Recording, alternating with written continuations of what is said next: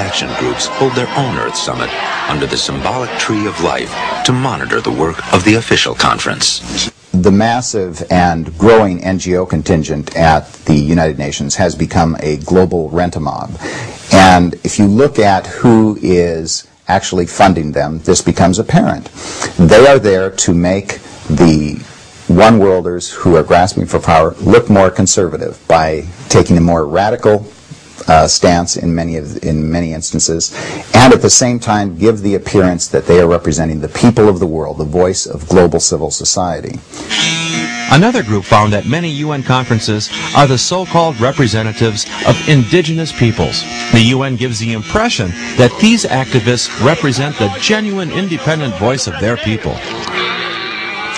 At virtually all of the UN summits, for instance, you will see so-called representatives of indigenous peoples. You always see these same representatives miraculously showing up at these summits. They were going to come there to represent the people of their jungle or of their rainforest or of their mountain tribe. In virtually every case, they are there repeating the phrases that have been fashioned for them by these same NGO leaders who are promoting the UN line.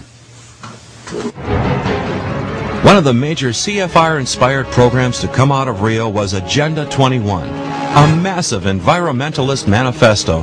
A UN-approved summary notes, effective execution of Agenda 21 will require a profound reorientation of all human society, unlike anything the world has ever experienced.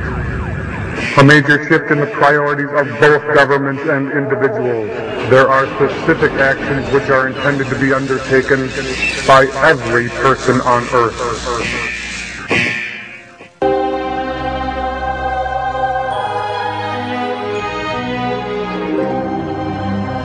For several decades, globalists developed the idea of a permanent international criminal court with the power to try individuals.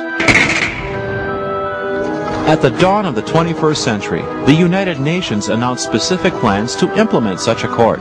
Proponents suggested that the demand for an ICC simply welled up in the UN General Assembly, but the Council on Foreign Relations was clearly pulling the strings. The Council on Foreign Relations hand was very evident in the preparatory meetings for the ICC. I was at the Los Angeles conference, and Ambassador David Sheffer, a member of the Council on Foreign Relations, was the keynote speaker. The chairman of the event there was also a member of the Council on Foreign Relations, as were many of the other prominent people in attendance. In addition, we see that the legal scholars like Richard Falk and others who are putting together the actual documents themselves, hammering out the wording, are also members of the Council on Foreign Relations. In 1998, the UN convened a conference in Rome to hammer out a treaty that would establish the court. Much like the Nuremberg trials dealt with Nazi officials after World War II, proponents say the ICC will provide an impartial international venue to try tyrants and other assorted threats to world peace. In Rome, a widely read NGO publication reminded conference attendees where world justice was needed most. The primary target of condemnation by both the NGOs and the delegates was the United States.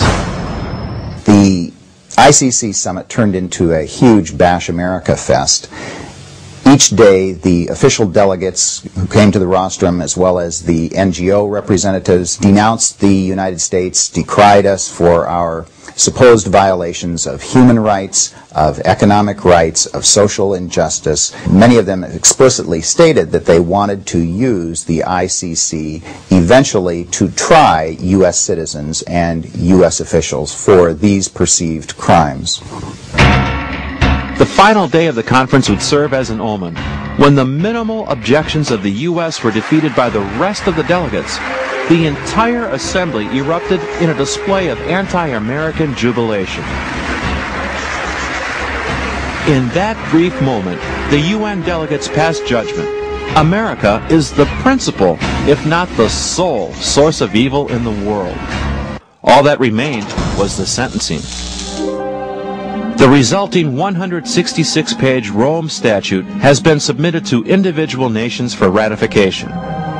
Professor Charles Rice of Notre Dame University School of Law examined the proposal for an ICC. in our system is that law is supposed to be a rule of reason which, in a sense, controls the state, and the state should operate under law. I mean, there's simply no reasonable expectation that that will be the case under this. But the ICC, Rice points out, has no limits to its jurisdiction. Claiming jurisdiction to try Americans for actions committed within the United States which fit their definition of these crimes, crimes against humanity, genocide, and so on. That is simply a repeal of the Declaration of Independence. I mean, this is outrageous. The Rome Statute claims jurisdiction for the ICC to try any individual charged with genocide, war crimes, crimes against humanity, and aggression. However, no reasonable consensus was reached at the Rome Conference concerning the definition of these crimes. Their definition will be left to the arbitrary interpretation of ICC judges. There are other ICC problems as well. Judges, prosecutors, and counsel can be drawn from authoritarian regimes that are resentful of Americans. The ICC will recognize no right to a trial by jury, and certainly no right to a speedy trial. An American citizen, whether in or out of the U.S., could be accused of violating an undefined UN law. He would then be tried and convicted by foreign prosecutors and judges, then sent to some undisclosed prison somewhere in the world.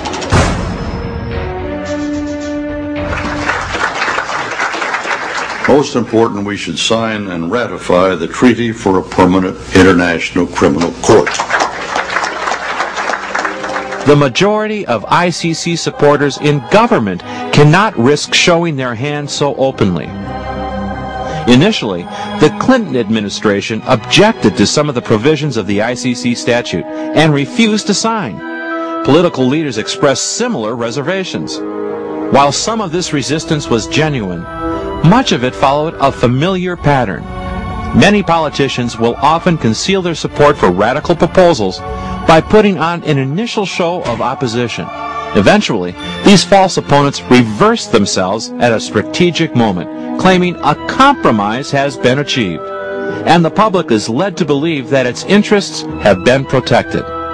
Eventually, the Rome Treaty was signed by Clinton, shortly before he left office.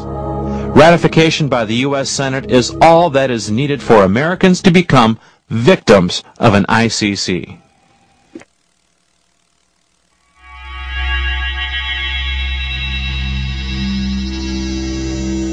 If a UN-controlled world government is achieved, Americans can expect their lives to change dramatically.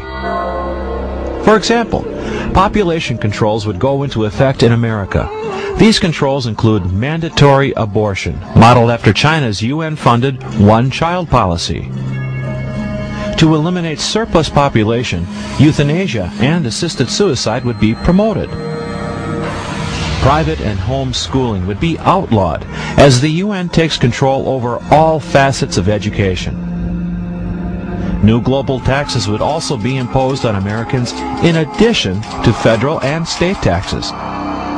To transform much of the United States into wild lands habitat, millions of Americans would be relocated and miles of roads would be declared off-limits. The very right to own property would be restricted and eventually abolished altogether. All law enforcement officers would fall under control of a global UN police force. Local police would exist to serve and protect the state, not the citizens. And the entire American military would fall under the command of the UN as part of the world's most powerful force, UN peacekeepers. Their prime objective? To suppress any opposition to the United Nations.